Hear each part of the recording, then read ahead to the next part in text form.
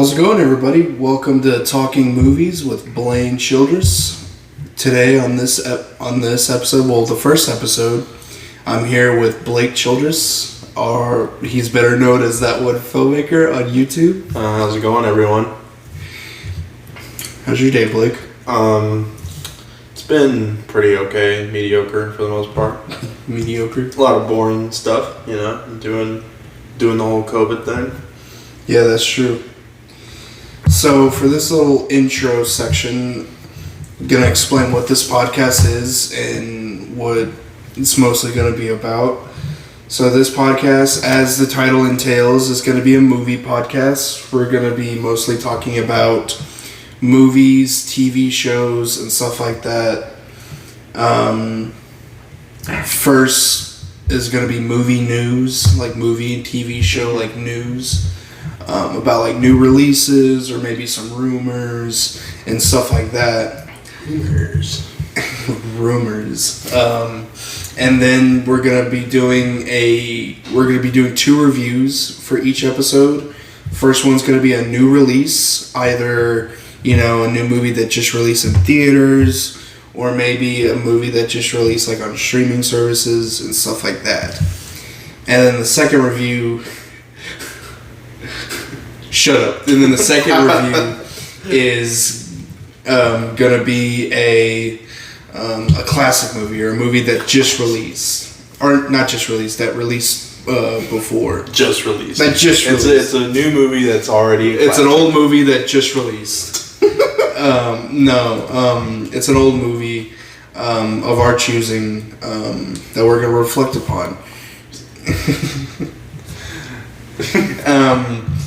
And the whole purpose of this podcast is to give people who are stuck in, in quarantine, give them something to watch. Give our recommendations and give stuff our we own think thoughts. they should watch. Yeah, give our own recommendations and thoughts. And with each podcast, I'm going to have a new guest. Sometimes it might be Blake, sometimes it might be somebody else that are, and each guest is going to be really into movies. It's not just gonna be like just some random guy. No, you should get some random guy. Some random Joe. I like to hear some average Joe just talk about his favorite movie. Oh, I like the Battleship movie. It's pretty good. Just go out the street. Joe Schmo on the street. Get in my house right now and record this podcast. Get in right now. You have a gun on him. Get in here now, please. But yeah, so we're going to get into the first part of this podcast, which is movie news. Woo! Yeah, the best part. So, let's go on. Lay it on me right now. Huh? Lay it on me right now. I am. So, I'm going on Collider, and I'm just going to go through some different headlines and see which one piques our interest. They said pizza. Pizza. That pizza interest. We start talking about pizza news. Pizza news. New type of pepperoni. So on September 12th, 2020, says that. Crap. It just went away. Wow, you're such a professional. Doom Patrol renewed for season 3 exclusively on HBO Max. Wow, it's okay. Did you ever watch Doom Patrol? No, I have been planning on watching it since I've heard that it's pretty good. The only thing that I find to be very, very ironic and funny is how like DC had this concept of a streaming service, and it was like, Did you download it? No, I remember you downloaded it. Yeah, I did, and I was interested in it for a little bit because I was like, you know what, I want to actually like check out these DC shows. Yeah. And then did it fall apart? Did it fail? Because now all of their stuff is just put on HBO Max. Yeah. I guess because I still have the app on my phone, and I go like on it sometimes, and it's basically the app. It's DC Universe. So basically, it has some DC movies, some DC shows, and it also has comics. Like you can download like comics, too, which is weird. But yeah, I watched the Teen Titans show. I saw the first season but I didn't watch any other seasons, and I didn't really get into Doom Patrol. But I don't know. I mean, if it's renewed for a season 3, then obviously it's good. So yeah, a few friends of mine said that it was pretty good, so I might watch. It's just stuff is so busy right now; it's hard for me to get into TV. True. What's next on the news agenda? News agenda. Why Candyman is delayed to 2021. Wait, it was? Director Nia DaCosta. I mean, I guess. Wow. Well, let me read a little bit more. It's probably on Friday. It was announced Universal Pictures was pushing back the release date on director Nia DaCosta's Candyman update. An official release date has yet to be locked in, but we do know the movie will now be released in 2021. This is the third time Candyman's release date has been delayed following a push from September 25th to October 16th. By Saturday morning, DaCosta followed up this news with an official and very enlightening statement on the decision to push back the release date of this highly anticipated spiritual sequel. Spiritual sequel? Spiritual. It's called Candyman. Why is it not... do they not want to say remake or reboot? I guess. It's a spiritual sequel. It has a ghost in it. I mean, to be honest, watching those trailers, I think it actually looks pretty cool. I mean, I don't know, because I mean, like, I recently watched the first Candyman movie, and it's a really good movie. Is the same guy playing Candyman from the originals? Which I'm happy about, since he's literally the only person that can play that character. True. He even admitted that, like, when he dies, nobody's going to remember him for anything else apart from Candyman, and he said he's okay with that. I mean, he was the creepy guy from the Final Destination movies. Yeah, but, like, that and Candyman is, like, all people know him from. Yeah. So, I don't know him from anything. I don't good even know old Tony Todd. But, I mean, as for it getting delayed, I mean, I'm not really that surprised. It's COVID season. Everything's pretty much getting ruined. But, I mean, as for the movie itself, I mean, I'm interested, I guess. Yeah. I'm just hoping that it'll be similar to the original movie, and where, like, if you go under the subtext and you go into the subtle details, you can tell that there is a really good story about racial inequality being told through it. But I just don't want this new movie to be very unsubtle, very blatant with what it's telling you. Yeah, definitely. Nomadland. Is that the Ridley Scott new thing? What's it called? Nomadland. Nomadland? Yeah, review. A gorgeous elegy for life after the American dream. No, I don't think. I think the Toronto International Film Festival. I think the Ridley Scott series is called Raised by Wolves. Oh, that's right. It's Raised by Wolves. Sorry, I thought this was the... What's it called? It's called Nomadland? Nomadland. Oh, I thought you were saying no and then Madland. No, you mean Nomadland. Yeah. Oh, okay. I've never heard of it. Me neither. Well, good for them. Yeah. Good for them. Good for them. Good for whoever that is. That's just the best way of admitting we don't know anything about it. Good for them.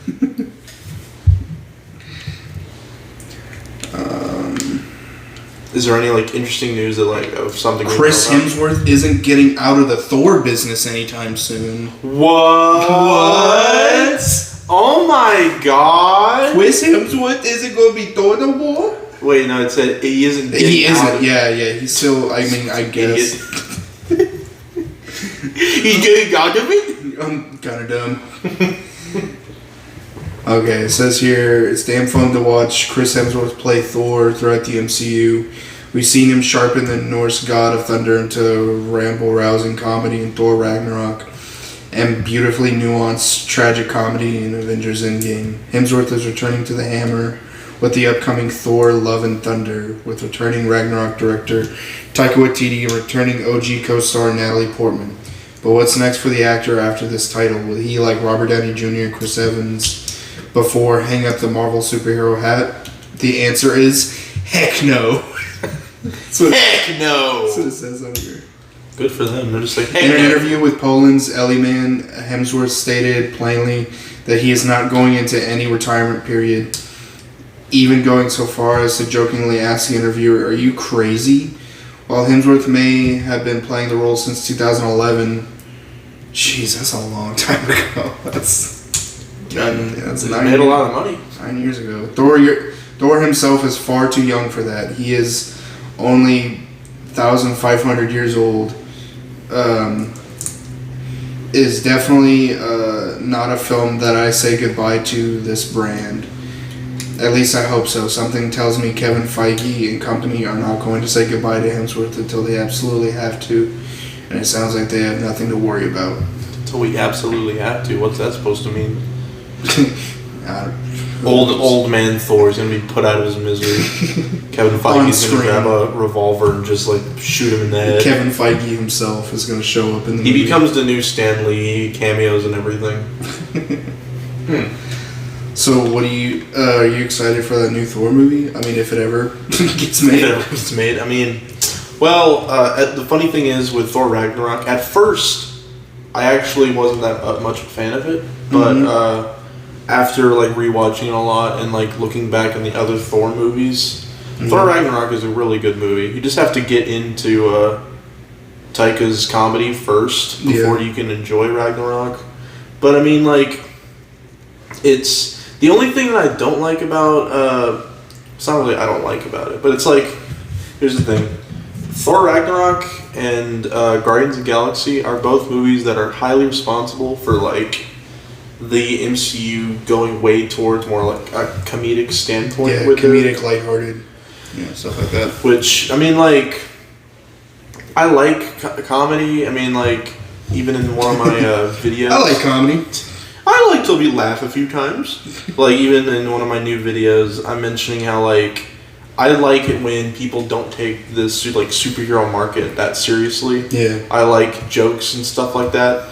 But, I don't know, I feel like the MCU can only go so far until it just becomes a big joke that we're spending money on. But, I mean, hey, Taika's a really good director, so... Yeah, he really assuming is. it to be a pretty good movie. I love all his movies, like What We Do in the Shadows, Jojo Rabbit, Ragnarok, obviously. Ragnarok. I mean, he is making that new Star Wars movie, which I'm not even sure what's What? that He's making a Star Wars movie? Yeah, the Disney signed a deal with him to make a Star Wars movie. Really? I don't know what it's supposed to be about, because, I mean, it's not going to be in a saga or anything. Yeah. So I'm assuming it's just going to be one of those Star Wars story movies. It's going to be like, Mandalorian, the movie. What if it's like a comedy that's like in the Star Wars universe, but it has nothing to do with like wars or anything like that? It's just going to It just follows like a robot and he's just like trying to like live life. But it's like a comedy. It's like a rated R comedy. And there's going to be a laugh track in the background. as people are getting brutally murdered. Laugh tracks and Wilhelm screams and lasers. As people are just brutally murdered, you just hear, ha ha ha ha ha ha. Laugh track. Alright, and we're gonna do last film news stories. Alright, guys.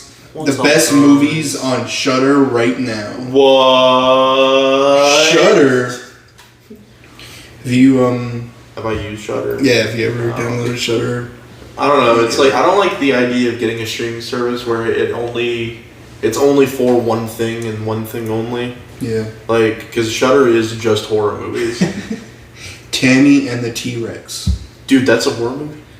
I don't know. I thought, is that on One Shudder? cut. Yeah. I'm reading this article. That's like the best movies on Shudder. And T-Rex. I don't know any of these movies. Tammy and the T-Rex movie. Host, Bliss, What? Ginger Snaps. I know Ginger Snaps. You do? Yeah, I think it's a vampire or like a werewolf movie. Yeah, werewolf. Yeah, that's what it is. Tammy and the T-Rex. I want would to watch that. I want to watch this. Tammy and the T-Rex. Is it like Tammy and her like pet T-Rex? Yeah, look at this picture. That's a horror movie? It's just a horror movie. One Cut of the Dead. Oh, I've heard of that. That's the horror movie where they're like it's a foreign film. I think it's from maybe Japan or maybe South Korea. But it's like these people are making a zombie movie, and then while they're filming it, a zombie outbreak happens on set, and they start just getting attacked by zombies, and the whole thing is It's supposed to be a return to form with found footage because I think it's a found footage movie. But Mandy? It's not that. Oh yeah, with Nick Cage. Nicolas Cage. I heard that that's one of his newest movies that's actually good. Which I'm not sure what happens in it, but I heard it's very stylish with its directing, and that he does a good job in it.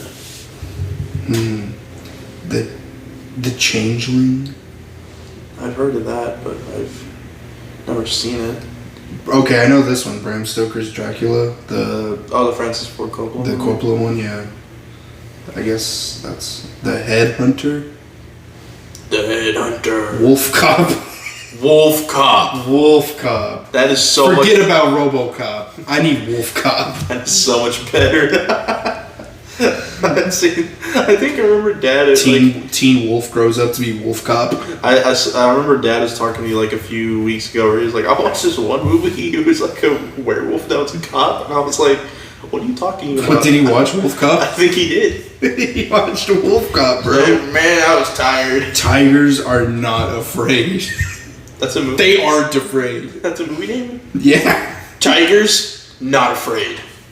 Color Out of Space. Oh yeah, that's the other Nick Cage movie that was made. Nick Cage is just... He's just all for horror now, I guess. Okay, no, here's the thing. I wanted to mention this, but like the new Nick Cage movie that will be made at some point after COVID is done happening, I'm really excited for it. Have you heard of it? No. It's called, I think it's called The Immeasurable Weight of Heavy Talent or something. It's a really long name, but literally the movie is about Nick Cage playing Nick Cage. Just himself? He plays himself, and I think the idea is the CIA asks him to... I'm not kidding. It's like, in order to save some girl, I think it's literally like the president's daughter or something, he has to infiltrate a party with like a drug lord by being Nick Cage. And hey guys, like, while it's going Nick on, Cage. while like it's going on, like he's battling his own talent. So there's a lot of like weird imagery of just like shots where it's like two versions of Nick Cage. One is Nick Cage, the actor, and one is like Nick Cage, the character that everyone imagines. And so it's like them two battling it out while he's trying to save some person. I don't know, I'm kind of excited for it. Damn. Night of the Living Dead, classic. Oh, the original movie? Yeah. Everybody. Blood Quantum. Blood Quantum? Yeah. Hell House, LLC. Dude, these all sound pretty good. The Pool. What? The Pool. The Pool. The Pool of Pool. It's just a pool of water. Alright. That's it. It's like, And that's all for this segment of film and TV news. I can't wait to watch the Pool. The Pool and Wolf Cop. Wolf Cop is good. I need to download Shudder right now and watch Wolf Cop. This episode is sponsored by Shudder. No, it's not. This episode is sponsored by Wolf Cop. Wolf Cop himself. Wolf Cop himself. He was like, alright guys, I need you to make an episode with me in it. You better put me in it, bro, or I'm gonna bite you. Alright, well, for this episode is a special episode, Blake. Special episode. Special episode. How You know special? why?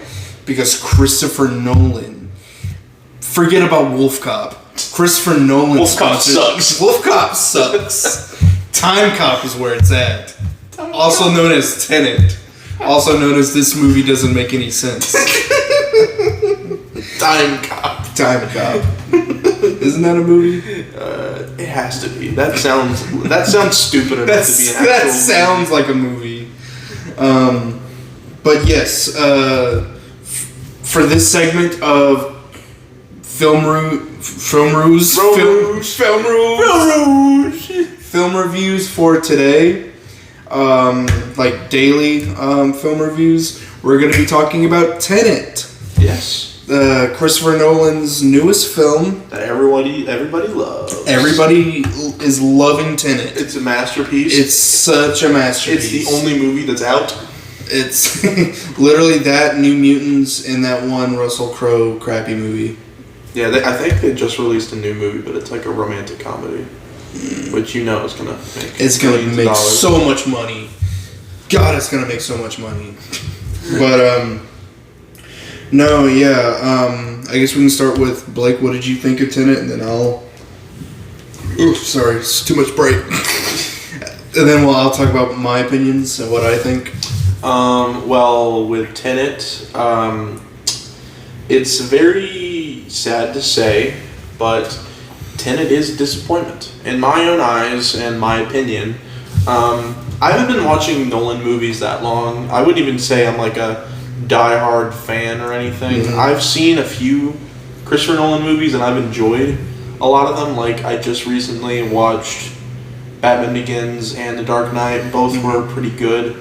I also recently watched Inception in preparation for this movie. And Inception is really good movie. Really good. It's a fine movie. I love Inception. I love Inception so much.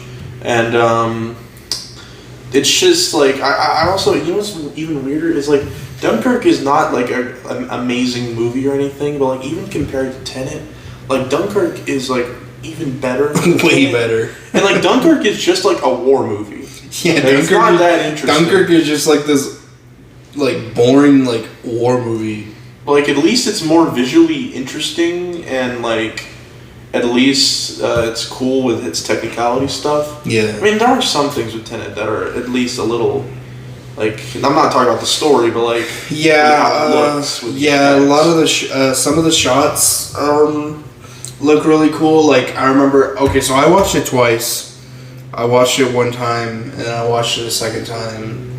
So, and the second time around, I noticed a whole lot more of like the visuals, like that scene where they're on a boat and all the wind turbines are like everywhere and they're out in like in the ocean. You remember that?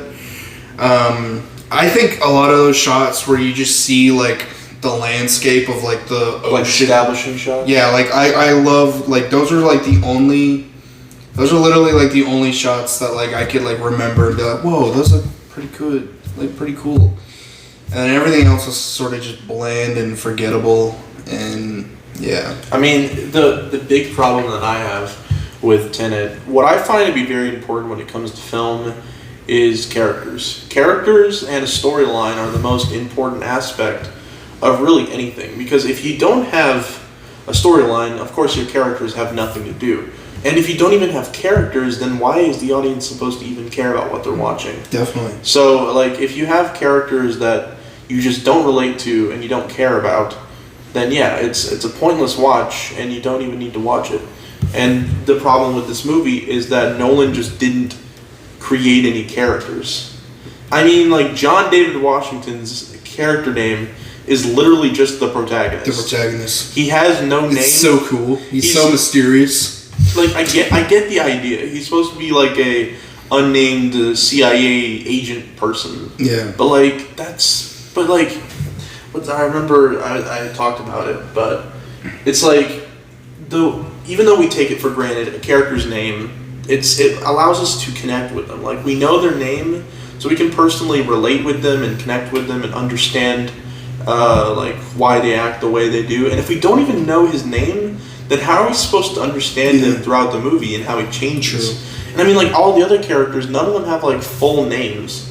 Most of them only have like one first name, and that's how they're referenced. Yeah. Like, oh yeah, Robert Pattinson's character, I don't really remember what it was. His name was Neil. Yeah, it was just Neil, and then there was no last name. Yeah. And I mean, the big problem is just there's not really any good characters. Yeah. And the storyline. The storyline is just that's just the main problem with the movie. It's just not a good story. The story, the characters, the writing, and the fact that like it tries to sell us on this concept that it's really complex and you really like need to like wrap your head around, and it seems like every line of dialogue is just explaining it's just exposition towards exposition the idea. Yeah, towards trying to figuring out how this thing that these people are able to do work. Yeah. And I mean, like, even looking back, it's not that hard to understand or explain. That's because it's just not that deep. Like, oh, the basic idea is as we move forward through time, that's not actually. Wait, oh, wasn't that? Yeah. You're talking about how simple it is, and you can't even. No. I was getting Tenet mixed up with another movie. No, okay. So us moving forward through time, that's actually reverse. Mm-hmm. While the actual way to move forward through time is from the future to the past. So whenever you see people doing the backwards stuff, they're actually moving forward through time how it was meant to be explored. And so weird. It looks cool, but again, it just I guess the part where the girl, whatever her name was, when she gets shot, girl character, when she gets shot, and it's like, oh my god, she has a venom in her. We need to put her in the reverse land because it'll reverse the effects of the venom. There's just a lot of really it's just a lot of the heightened intense moments are kind of backfired by how the audience won't understand what's going on, so they won't feel that they should be intense right now because they just are so confused that they don't know how to approach tension with this kind of storyline and stuff like that. The sad part with this movie is I thought this is just one of those things where Nolan was realizing, oh yeah, it's the 10-year anniversary of Inception. People say that's a complicated movie. Maybe I should make another one of those types of movies. And it just felt like one of those things where he's like, okay, I'll just make another one. Yeah. And he made it for he wrote the script in maybe a week or two and finished Inception the movie in a year. is way better than this. But but you know what's the sad part? Is I researched into the movie. He had this concept for 10 years. Immediately after Inception, he started making this movie. And for 10 years, just for this, it's sad. That's why I feel bad saying oh, this movie sucks. Yeah, because you just put yourself in his shoes. What would happen if we started making a movie and it took us almost a decade to make it, and then it just ends up trash. Here's the thing. Tenet is a very complicated movie, and it's so complicated that it literally sabotages itself from how complicated it is. Yeah. But Inception is not complicated at all. You can understand everything about it, and I remember I was watching this behind-the-scenes thing when I went to go see Inception at our movie theater, and there was some behind-the-scenes things with Christopher Nolan now explaining things about Inception. It was a 10-year anniversary behind-the-scenes featurette. Yeah. And one thing that explained that I found to be really important with Tenet is he mentioned how in Inception he started with this complicated idea, and he said, well, I can't just make this complicated idea and nothing else. I need to make it accessible to normal movie-going viewers. Yeah. And so in order to do that, he created a heist movie, and at the heart of it is Leonardo DiCaprio wanting to be with his family. Yeah. So it's he started with the complex idea of going inside of dreams within dreams within dreams, and all that crap. And then he added in the things that people would care about. Mm-hmm. So it's even if you don't understand it, you can still relate to Leonardo DiCaprio. His situation, yeah. And the whole heist thing. You can be dude, I want to see these. Because in Tenet, we don't know anything about the main character. No, we don't know anything about them or what they want to do. All we know is oh, we're trying to prevent World War III from happening because we're trying to. The bad guy is trying to destroy a formula, and the formula will destroy the world and cause everything to go in reverse forwards and yeah. It's nonsense. It's nonsense words and I don't know. And sorry, Sprite. Sorry, Sprite. And I didn't get on my initial watching of Tenet. The first time when I watched your video about it, about the whole love triangle thing between the protagonist and the girl. That's a blink and you'll miss it thing. I did not catch up on that at all. Because like it was only there when I would occasionally try and pay attention to the dialogue when the sound mixing wasn't so loud that I could actually hear talking. That I could actually hear the dialogue. But like there's parts in it where like, oh, dude, I can't understand it. It's like there'd be scenes where like Kenneth Branagh's like, oh, you're having sex with my wife or something, and they would mention this sort of love triangle aspect where she doesn't want to be with him anymore. She'd rather be a John David Washington's character. But then Kenneth Branagh says, like, even like Trent commented, like, wait, where did you hear this? But I like seriously remember him having a line of dialogue where he admitted that if he can't be with her, then nobody can. Oh yeah, that was in the part where it was him and the girl, and she's on the bed, and he's like yelling at her. Yeah, and so like that's got to be why he wants to destroy the world, so that like even she's dead. And like he also has cancer, which is another motivation for why he wants. Yeah, they just like threw in that he has cancer for some. Because they wanted one of those like reason. Kill switch things where like even if they kill him, that'll kill the world. Yeah, but they kind of just threw that in like right at the last second. It's like it's just in little, case Blaine, there wasn't enough things. Blaine, it's a little bit of tension, and it'll make it the audience be like, no, "Oh my God, they can't kill him! They can't kill the bad guy!" Even though all that happens is when they kill him, when the bad guy henchman's gonna try and destroy the formula, John David Washington shoots him, and then nothing happens. Yeah, and everybody wins, and everybody's happy. Oh, dude, it's well. Another good thing about it, I kind of like the score. I mean, the score's okay. Score's alright. Wasn't it the same person that did Joker? Yeah, it's the same lady. Yeah, I think she's a really good. Excuse me, Sprite. You're right. Sprite was a bad choice for this You podcast. just need to drink water so you don't just burp into the mic constantly. True, but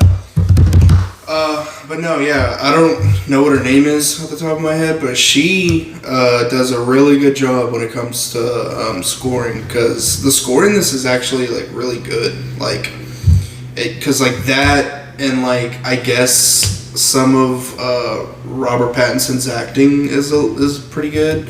I definitely think he was the best character in the whole movie.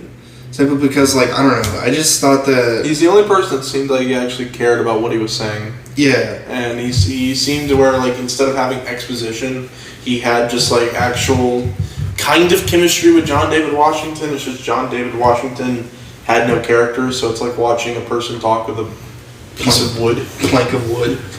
And then, yeah, the music... and then the music was pretty good.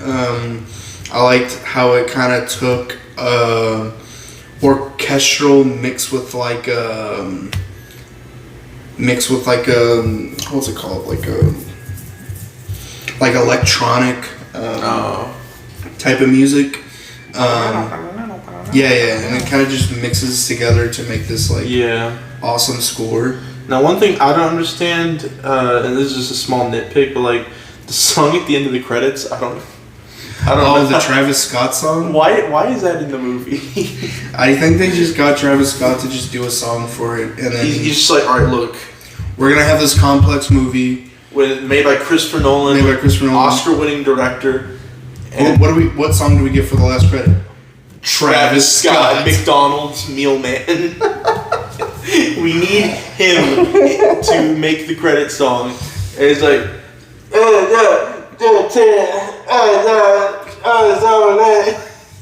yeah, it was kind of weird just hearing Travis Scott at the very end of the credits. I love how he says Tenet, just Tenet. But no, yeah. It's just okay. Everything besides that, the score is pretty great. But yeah, overall, it's very middle of the road. Yeah, overall, had a really bad time with it, and I really don't recommend it.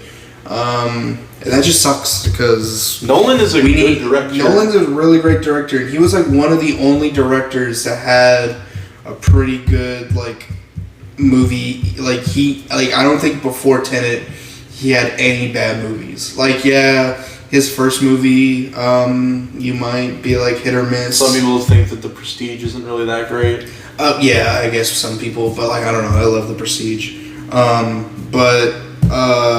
You say this is his first just straight up bad movie? Yeah, this is just his first, like, oh my god, I don't think anybody's gonna really like this. And it's weird because... Besides, like, maybe, like, diehard Nolan fans. It's weird because, like, this movie has split some people down to where, like, I either hear people say this movie's awful or this movie is, like, his best work yet. I don't see that weird. at all. It's very weird, like...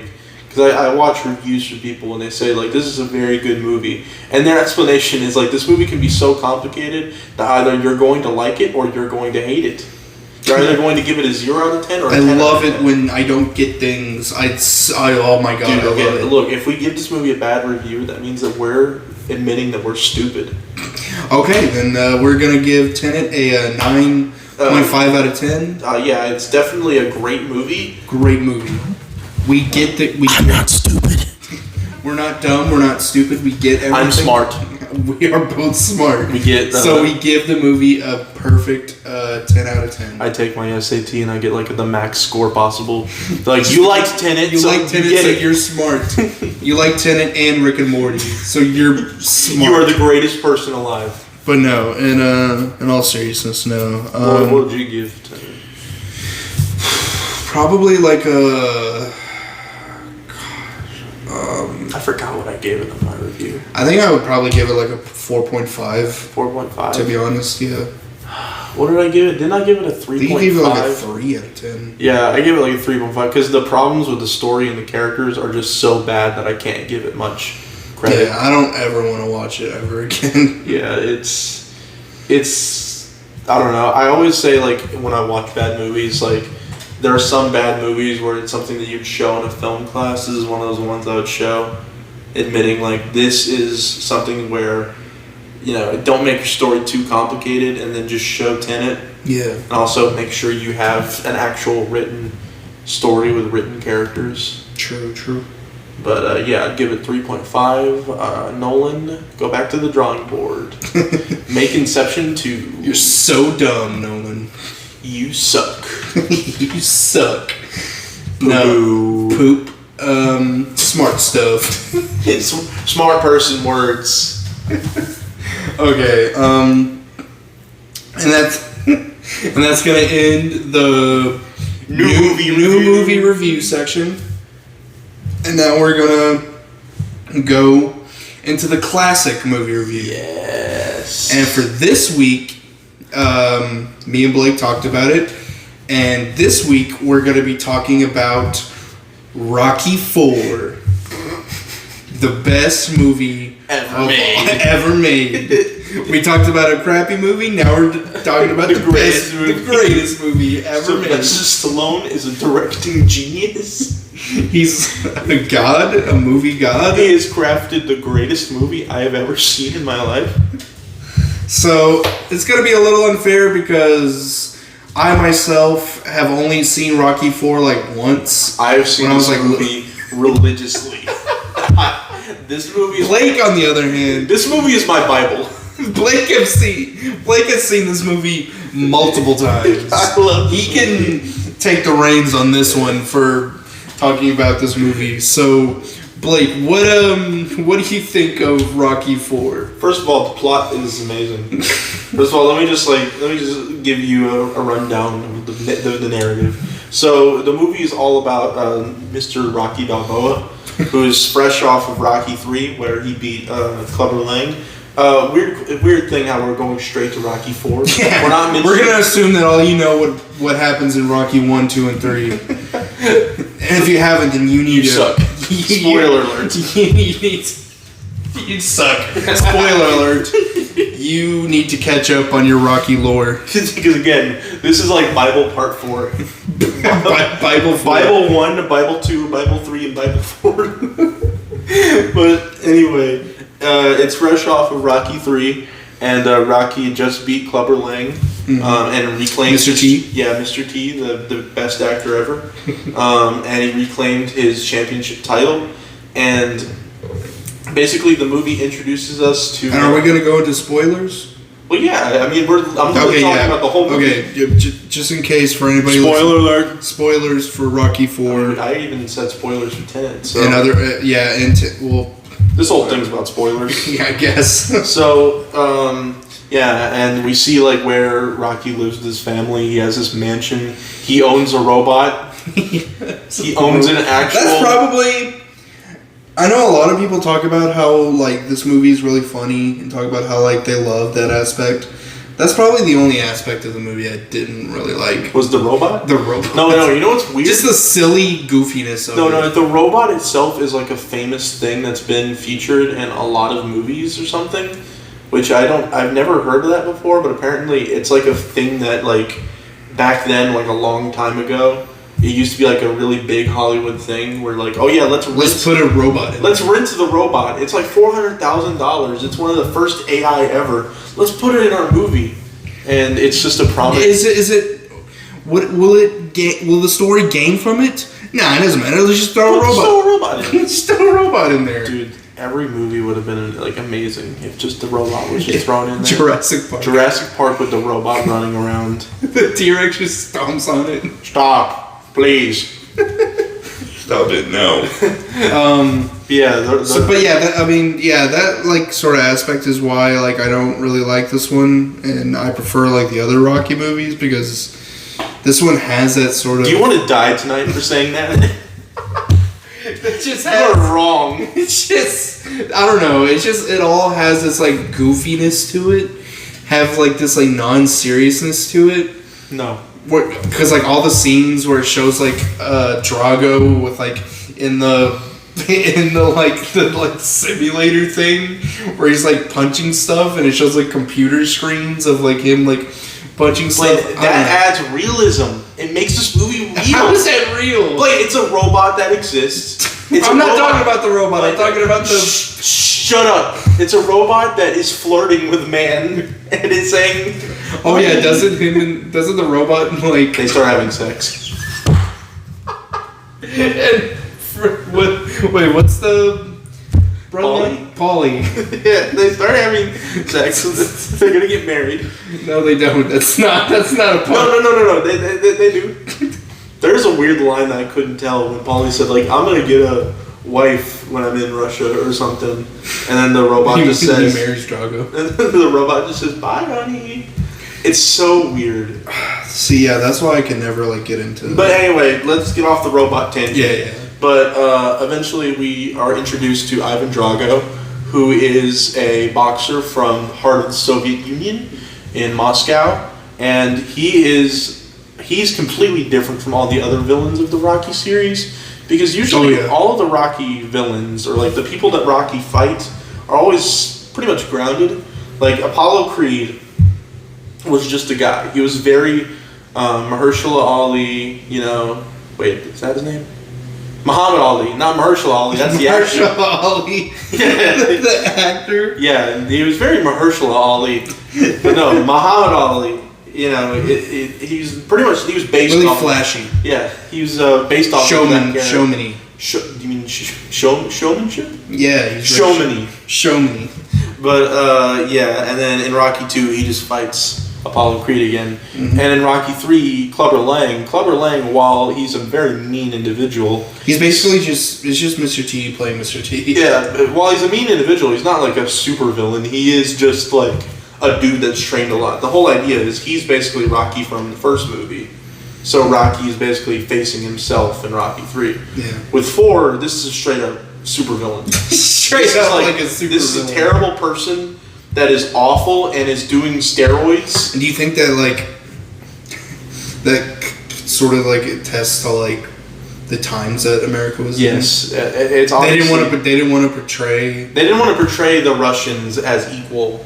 Like they made it to where Rocky had everything going against him, and he still wins in the end because it's like, oh, even if Russia has like 5 billion nukes and we have 1, we will always win. Like.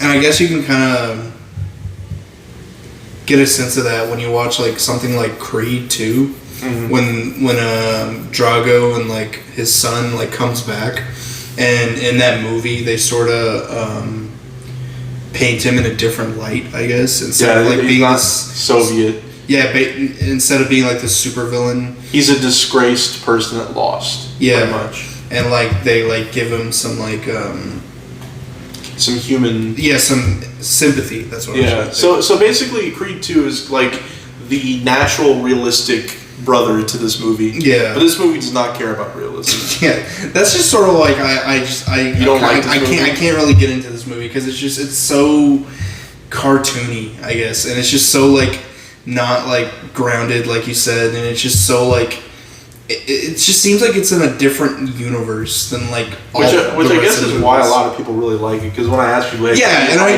kind of attest to like why people like this so much is because it is anti-Russian. It's so from that era. It's so like it's a time capsule. It's so like from like 80s America where like everybody hated because like, the Soviet Union were Union. slowly getting into the Olympics. Yeah. And so Sylvester Stallone wanted to make a movie about that. Yeah. Of like American and Soviet like sports competition and stuff like that.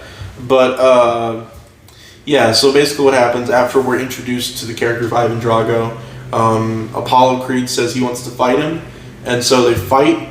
Creed gets murdered. Creed gets straight killed, up murdered. Just straight up killed. Has that ever happened before in real life? Like a person dying in the ring? It has to have happened. I'm not sure. I mean, I'd have to fact check it, but I'm pretty sure somebody's died. I don't know. Because, like, I don't know. I think of that and I'm like, can people get away with that?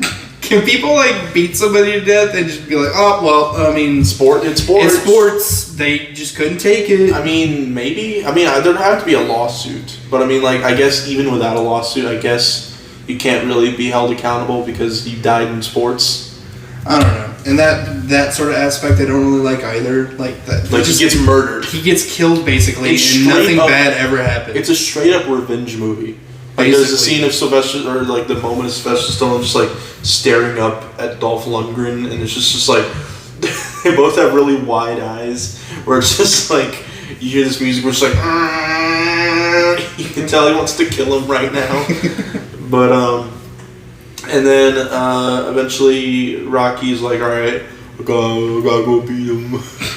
Go beat him. I gotta beat him. This is a fight for me. I gotta beat him.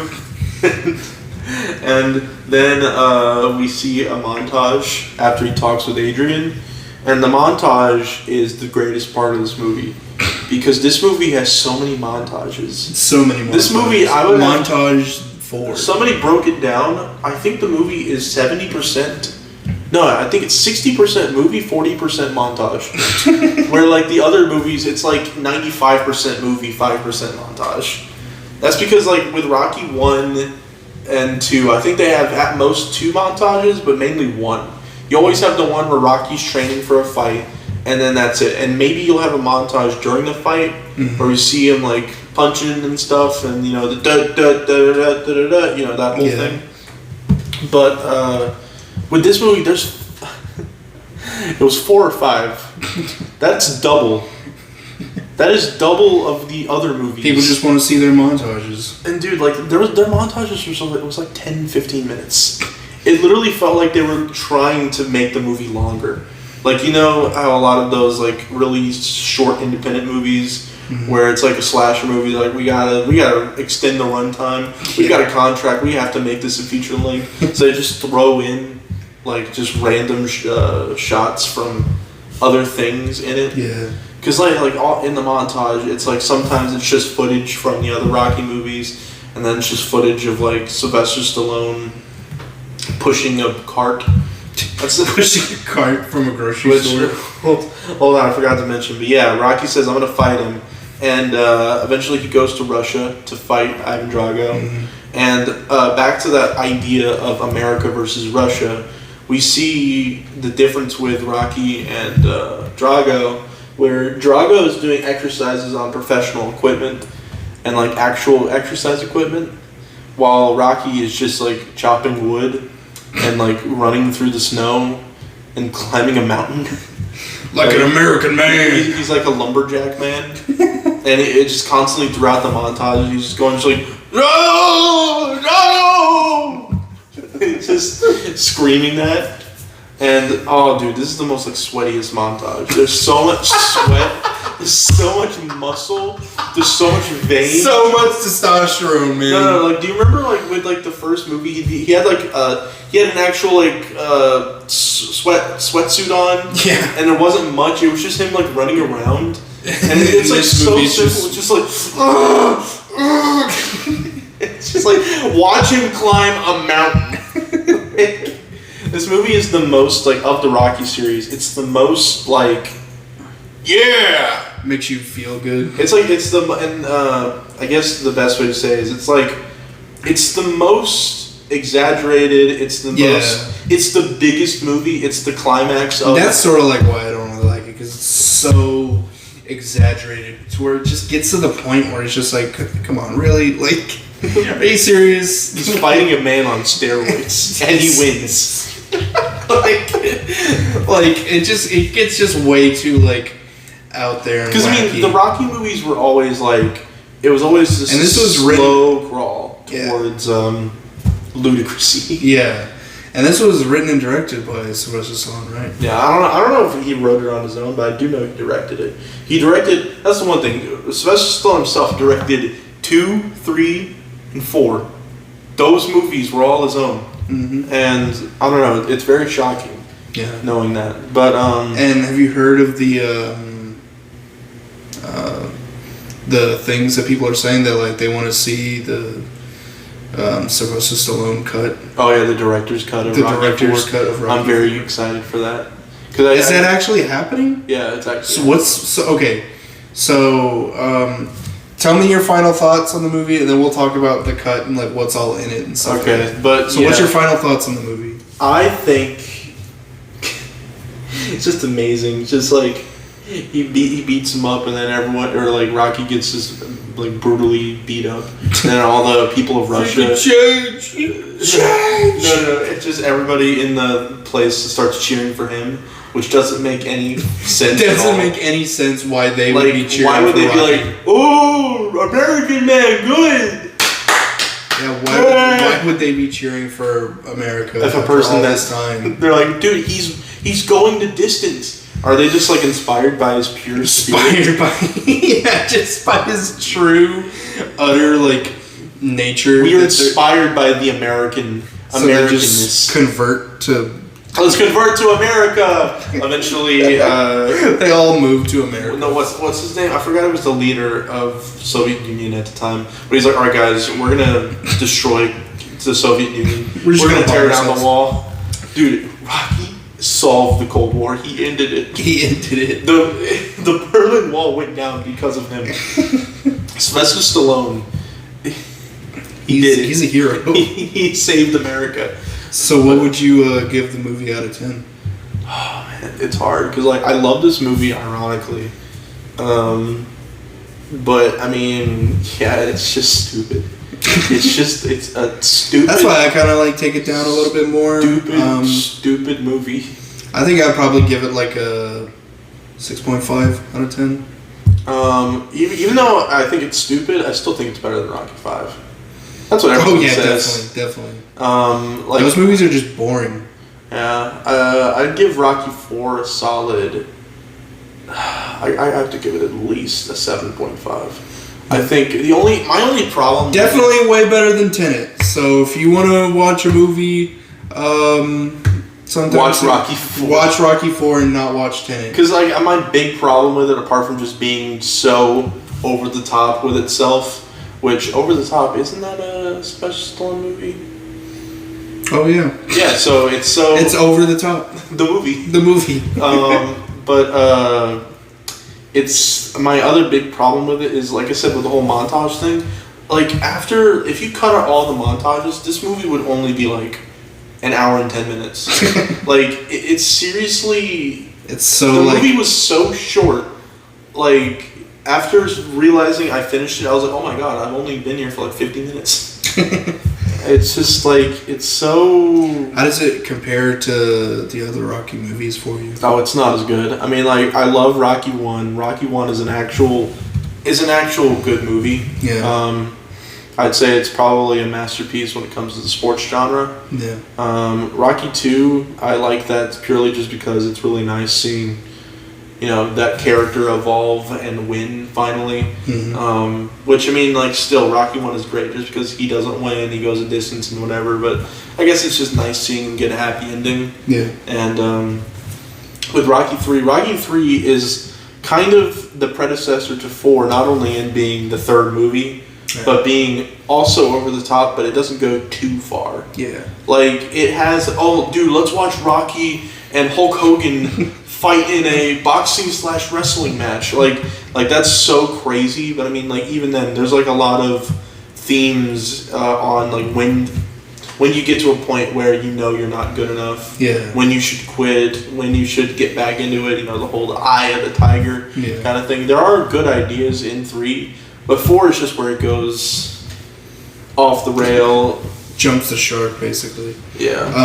I'd give it, like I said, 7.5. Yeah, nice. I think I prefer the first one over all the movies because it just has that indie sort of, we want to make this movie, but we don't have a lot of money. Amateur. So, it just sort of has that amateur style to it. And I just find that so charming. I really like it. And I also like how Rocky pioneered the, I forgot what it was called, but it was like I think it was Steadicam. Yeah, Steadicam. Where the guy that invented it, he was the guy doing the whole stare shot, where he literally had a rig where he attached the camera to his shoulders and ran upstairs. Yeah. It's really cool looking back. Well, okay, so now that we are done talking about what we thought, so tell me about this whole director's cut of Rocky 4. There's not much. Sorry, Zack Snyder fans. There's a new cut in town.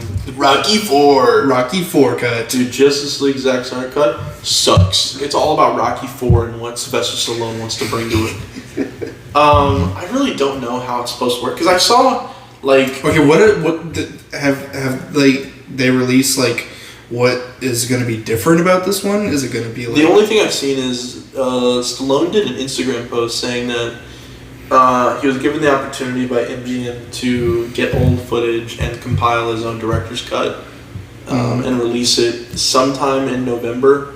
This year? Yeah. And that's really all he said. And he's admitted a few things that he's cutting out, and the only thing that I know he said he's cutting out that's been fairly controversial is the robot. He said he wants to cut it out. He's like, I'm getting rid of the stupid robot. Thank God.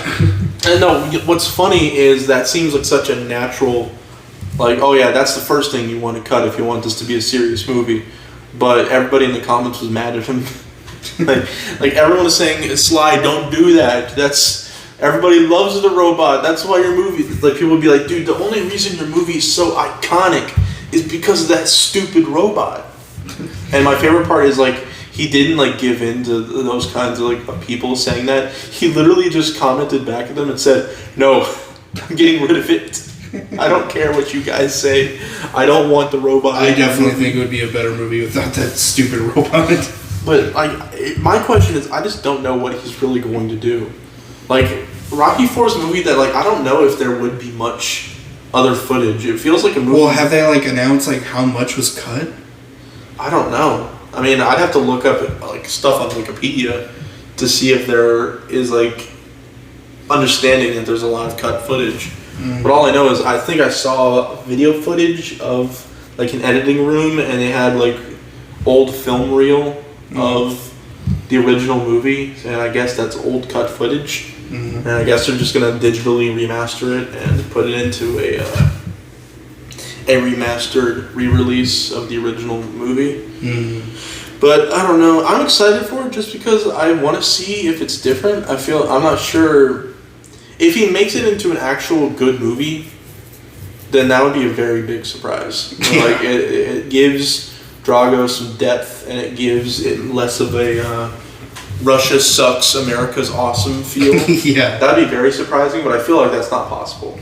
Yeah. The movie was made in the 80s. Like, they had to do that. So I feel like they're not going to get rid of that. I mean, because even still today, Like, even though we say how, like, oh yeah, this movie's so of the time, like, even today, people still have the same opinion. So I feel like that's another reason why this movie's being released. Is because even today in a lot of media, Russians are always just treated as the villains, the bad guys, since, politically we just have never moved away from that ideology. I guess. No, but yeah, I definitely would want to see what would make the cut different and what would be the same and stuff like that. And it's just some streaming services that Rocky 4 is on, just in case if you guys want to see for yourself. Check it's it on. out. Yeah, it's on Sling TV, Fubo TV, or Philo. There's a lot of weird streaming services. Yeah. It's on those 3 streaming services. If you have those services, if you have an account on those services, you can go and watch Rocky 4. If not, I bet you it's like... You can probably rent it or buy it on YouTube, Google Play. Yeah, Google Play, all that. The App Store, probably Amazon Prime. I'd assume you could rent it on there. Yeah, I bet you it'd be like $5. Do you think it's worth it? Do you think it's worth the $5 or $10? Yes, maybe. No doubt. I mean, I'd honestly say just buy the whole series. Yeah, if you can find a way to buy like the whole series, I think you I would still definitely have the Blu-ray collection. Yeah, if you could find a way to buy the whole series, I definitely recommend it. I love all those movies, and I hope we can talk more in depth about the other Rocky movies later on in this podcast. They're all great. Besides like the boring ones after 4. The boring ones. The boring ones. But yeah, so that will conclude not only the classic movie segment, but that'll also conclude the podcast. And this is the first podcast, so this is just us trying it out, seeing how things will go, and we hope whoever's listening really enjoyed this podcast, and joining me and my guest Blake Childress, also known as That One Filmmaker on YouTube. I wasn't annoying. Maybe. That dude was so annoying. That dude was stupid. Gosh, I hope he's not a guest in the next one. Oh, I hope he's never a guest ever. But yeah, with this podcast, it's not always going to be Blake. I might have somebody else come on to do this with. Each week it'll be somebody different, and we'll be talking about different types of movies. I agree. You really need to get like some random guy, some random dude. Like, don't even get somebody that's like friends with you. Get somebody that you don't know, and you're like, all right, we're gonna talk about movies. What's your favorite movie of all time? And be like, I like Fortnite. Jack and Jill. Jack and Jill, the movie. What do you think about Jack and Jill, the movie? You'll be like, it's really good. It's really good. I like it. And then the podcast ends right there. It's but no, yeah, thank you all for watching. We hope you enjoyed this first podcast. Any final words, Blake? Movies, more like new TVs. Good one. That was a thanks, bro. That was a good one. But good, yeah, even better thing to end off of. But thank you all for listening, and we hope, or I hope to catch you in the next episode of Talking Movies with Blaine Childress. Thank you all for listening. Bye bye now.